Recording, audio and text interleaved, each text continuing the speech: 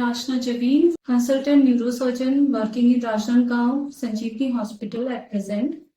So today I'll be talking about epilepsy and seizures and what to know the basics of epilepsy. For that will be like common man के लिए, layman के लिए, how to identify it and when to go to doctor. So epilepsy एक neurological disorder है जो brain को effect करता है. इसमें इंसान को रिपीटेड सीजर्स आने लगते हैं. तो जो सीजर्स है उस इंसिडेंट को बोलते हैं जब पेशेंट की पूरी बॉडी हिलने लग जाती है, आंख ऊपर की तरफ रोल हो जाते हैं, मुंह से झाग निकलता है, जो आपको टीवी में या आसपास के रिश्तेदारों में आपने देखा होगा, जो नॉर्मल ये होता है. तो इस इंसिडेंट को सीजर्स बोलते हैं, पर उस बीमारी को एपिलेप्सी बोलते हैं. लॉन्ग टर्म में है, सीजर्स को कंट्रोल कर सकते हैं, पर जब तक पेशेंट को पूरा का पूरा सीजर्स कंट्रोल नहीं होता तब तक पेशेंट को एपिलेप्सी का मरीज माना जाता है. सो एग्जैक्टली सीजर्स क्या है? जैसा कि आपको पता है, हमारा ब्रेन कंट्रोल सेंटर है बॉडी का. It has like millions of cells called neurons. Neurons fire chemical messages to make our bodies work properly. Sometimes neuron may misfire and the chemical message is mixed up. This can cause a seizures. Seizures are brief, sudden disruptions to the electrical activity in the brain. It's like electric short circuit of brain, and seizures start in a part of the brain or happen in both sides of the brain at once. What type of seizures happens depends on where in the brain the misfire happens.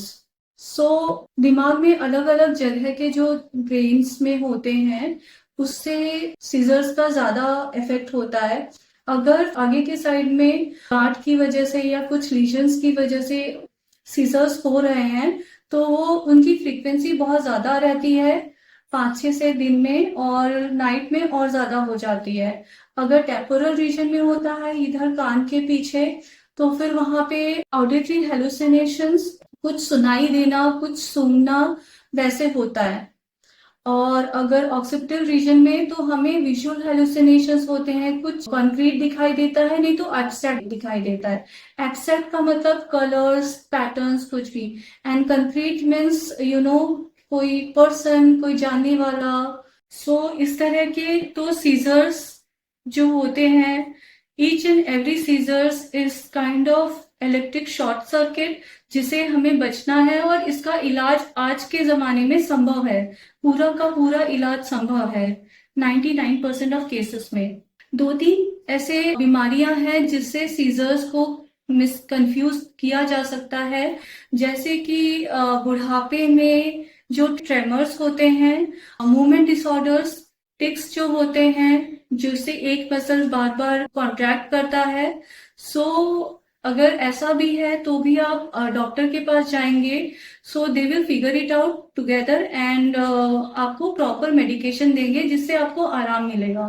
सबसे ज्यादा मैंने देखा है कि patient आते हैं झटका लेके और फिर उनको जब आराम मिल जाता है तो उनको लगता है बार बार क्या दवाई खाना. इसलिए आपको दवाई खाना पड़ता है जब तक 5-10 साल, कम से कम 5 या 10 साल तक आपको झटका नहीं आता है. उसके बाद झटके अलग अलग तरह के होते हैं. एक झटका जो लोगों को कम पता है वो एकदम दूध पीते बच्चों में होता है. पेशेंट वो दिन में 50-100 बार भी हो सकता है. बच्चा बस देखने लगता है, कुछ टाइम के लिए वो अनरिस्पॉन्सिव हो जाता है, ये कुछ सेकेंड्स के लिए होता है, बट उसका डायग्नोसिस और उसका ट्रीटमेंट बहुत ही इंपॉर्टेंट है. Talking about how one knows if one has epilepsy. When you first had a seizures, you may have been taken to a hospital. If it was your only seizures, you may not have got a diagnosis of epilepsy then. This is because many people will have a single seizures and most never have another, while some will have 2 or more seizures and may be diagnosed with epilepsy then. Sometimes a person can be treated with medication after the first seizures if their tests such as EEG, CT scan or MRI suggest epilepsy and the doctor feels there is a risk that they will have more seizures. Your medical history also plays an important role in the diagnosis of epilepsy. Many people have normal tests and scans, but epilepsy can still be diagnosed. In about 50% of cases, the cause of epilepsy is not known. but still we can treat it. So remember, anyone can develop epilepsy at any age.